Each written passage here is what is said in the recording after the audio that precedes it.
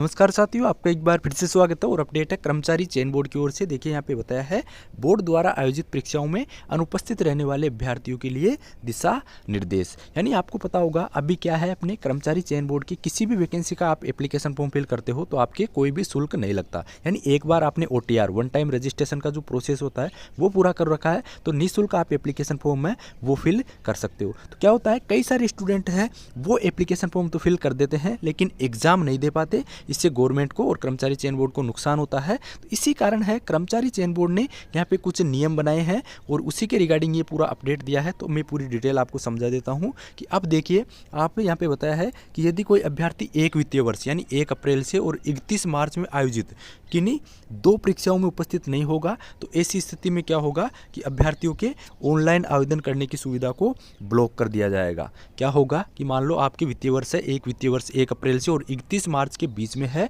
आप किन्हीं 2 वैकेंसियों के एप्लीकेशन फॉर्म फिल कर देते हो और फिर एग्जाम देने आप नहीं जाते हो 2 वैकेंसियों के, तो क्या होगा कि आपके OTR का जो प्रोसेस है वो ब्लॉक हो जाएगा। उसके बाद क्या होगा कि आपको यदि OTR फिर से चालू करना है तो 750 रुपये आपको पेनल्टी शुल्क देना होगा। कितना? 750।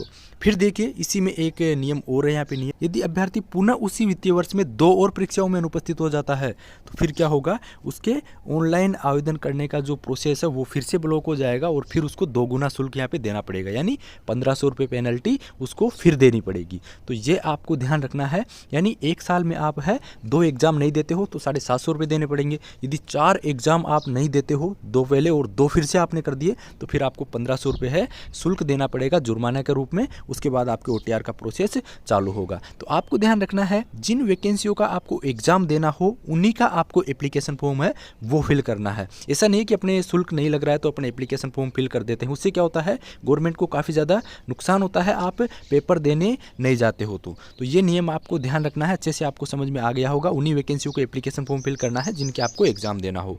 बाकी फिर मिलते हैं अपन नेक्स्ट वीडियो में। जय हिंद, जय भारत।